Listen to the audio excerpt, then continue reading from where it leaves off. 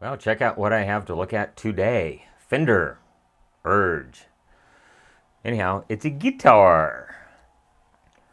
I think I've got it on a towel so I don't scratch it. Fender USA. Anyhow, in this little secret compartment over here, which hopefully I have enough room that you can actually see what's in there. We pop these screws out of here. They've been used a little. Let's see if they'll come out peacefully. And yes, one will. And that one is, they need to be replaced. Wonder if I have some. What size are they? They look like 440s, if I had to guess. Little tiny guys. Ooh, that one is used up.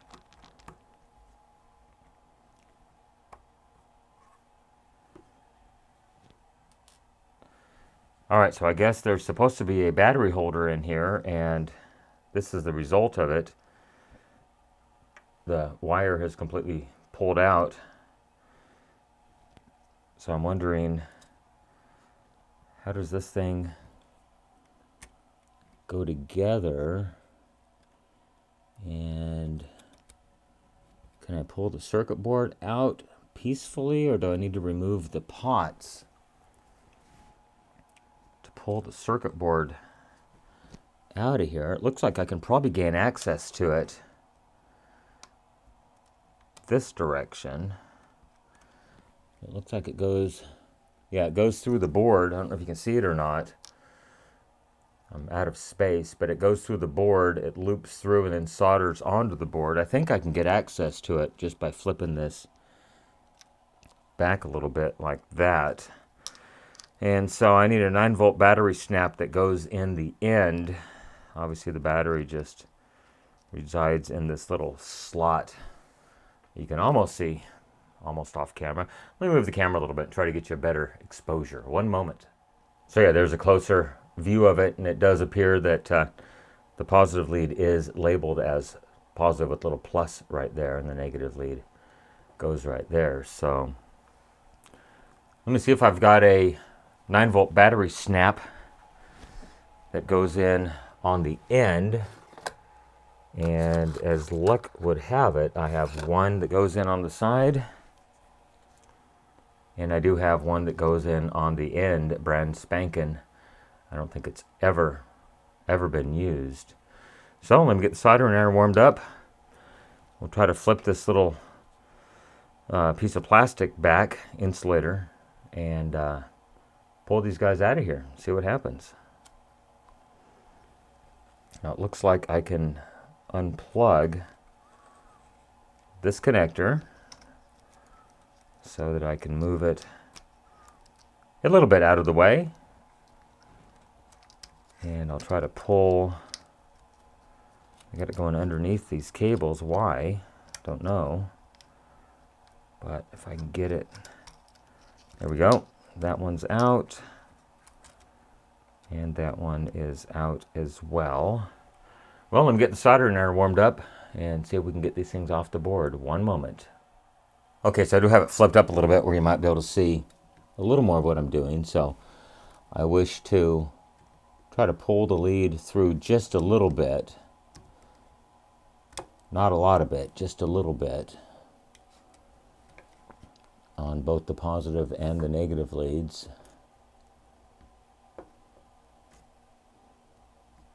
And I think that'll be more than adequate.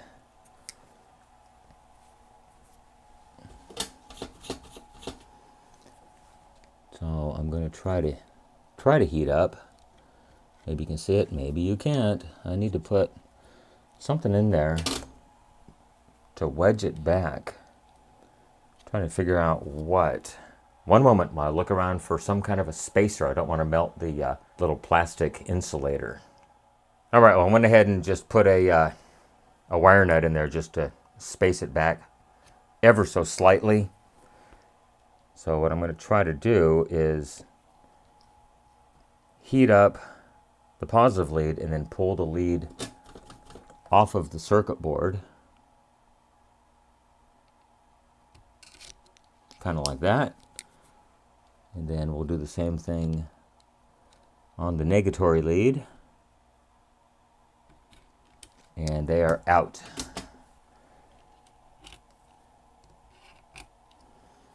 Just like that. I'm wondering, do I have enough room to get the solder sucker in there and clean off those pads? If not, I do have some solder wick, some Chemtronics. Used to be called Chemwick, but they just changed it to solder wick. Unfluxed. No, I want extra fluxed, please. I do have some flux I can put on their worst case, but we're going to try the solder sucker first and see if that gets us favorable results. Okay, it shows it is warmed up. I'm just going to try to just barely get on it there. I can't tell if it's open or not. I think for the heck of it, we'll go ahead and just rub the solder wick on there. Let me trim off some.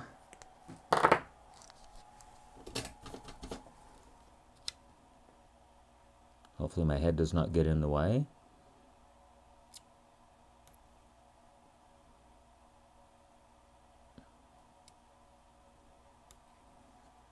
Okay, and we got those guys opened up.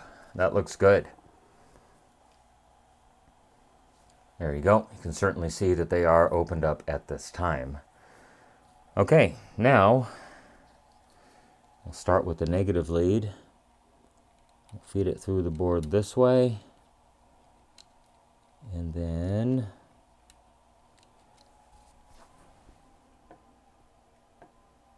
try to grab it and get it back through the hole, maybe. Huh. Man, this is worse than working on a doggone camcorder.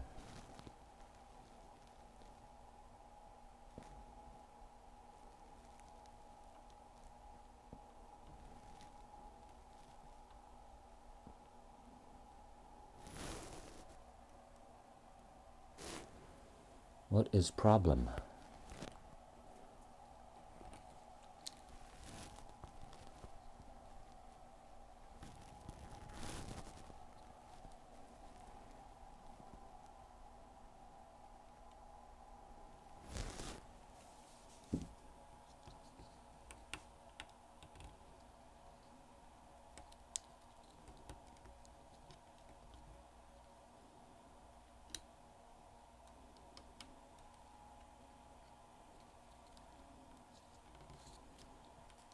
All right, so I'm pretty happy with that. The negative lead is sticking through. Got some fresh leaded solder, none of that unleaded garbage.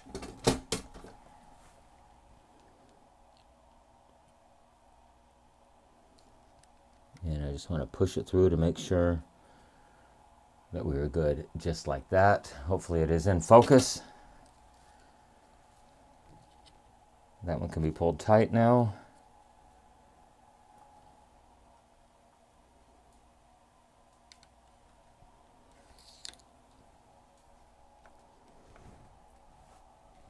Same thing on the positive side.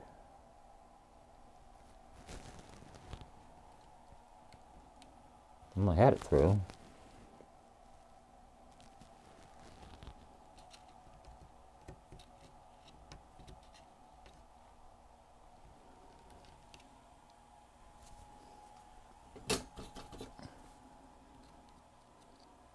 Hopefully, once again, my head does not get in the way.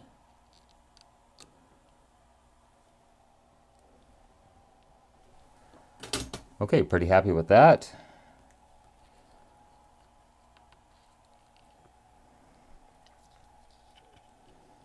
Now, for some reason, they ran the leads underneath all of this, so I'm going to try to route them in the same orientation.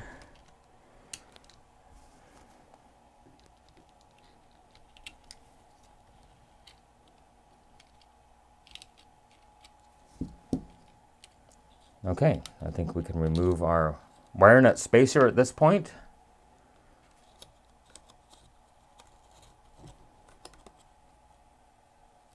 This is obviously some kind of a ground, possibly. I don't know, maybe. I think all these should be on the back side of the board to give it some space.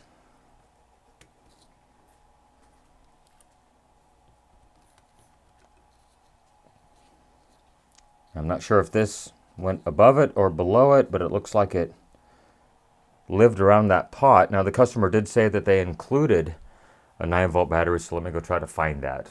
One moment. All right, so the customer did supply a 9-volt battery. Let's just go ahead and make sure it is, it's about 9.5 volts. Yep, 9.4 volts if it is charged. So we know for sure that the small one is the positive, and it does specify positive there. And so if I do a continuity check, this is where the positive should go. We do have continuity there, and the negatory is not continuity. We'll check from the negatory lead down to the board, and we are good. Just want to double check that we do not have any shorts, and we do not have any shorts. That is good. So next question, there's a switch on the front of this unit. Which is on and which is off, I'm wondering. I just don't want to put this in here and have the battery go dead in 3.5 minutes. Although you would think this would use an extremely low amount of current. So I imagine the battery just sets in there like that, and then the cover goes back on it. Okay, well, that's pretty much it. It's installed. The battery snap has been replaced. Let me get the meter hung up out of here. And so the next question is, do we know when this thing, I'm sure that's the power switch. I guess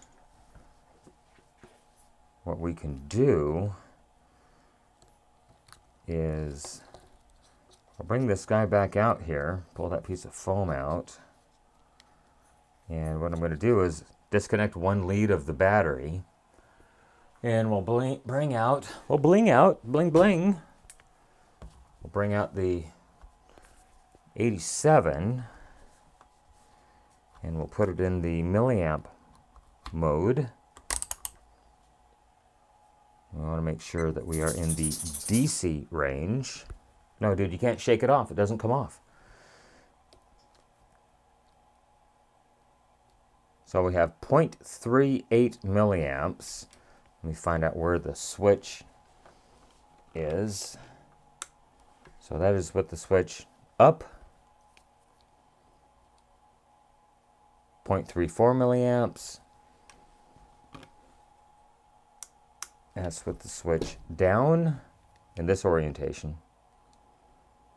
And we still have 0.35 milliamps. Is there something else? It does have a rotary knob here.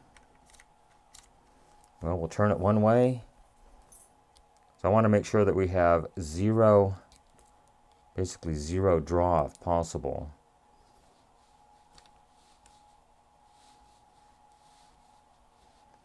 So it appears to be there's two positions that have 0.02 milliamps of draw. Let's go to microamps DC. I should just get some clip leads. So 11 microamps. That's not a lot. Hang on one second. I'm going to streamline this just a little bit. Put a clip there. We'll put a clip there. And these will probably pop off like they always do. I'm going to attach it to the meter leads. And we'll tip this guy up just a hair, so we have 11 microamps. So there's the 38 milliamps. 11 microamps and 370. What about now the switch?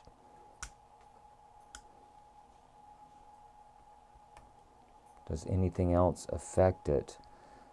Still 11 microamps. I wouldn't expect when this thing is in the off mode, nothing pushes or pulls.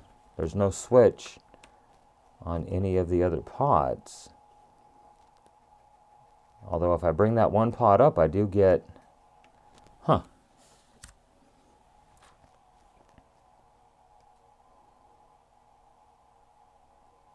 dialing the pot down.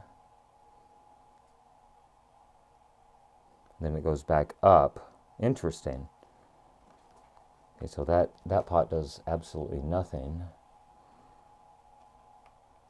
That pot does nothing. That pot does nothing. And the switch. How do you turn this thing off? That's going to run the battery down quickly, because we're in the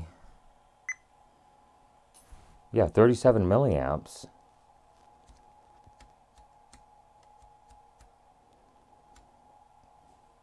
What is going on here?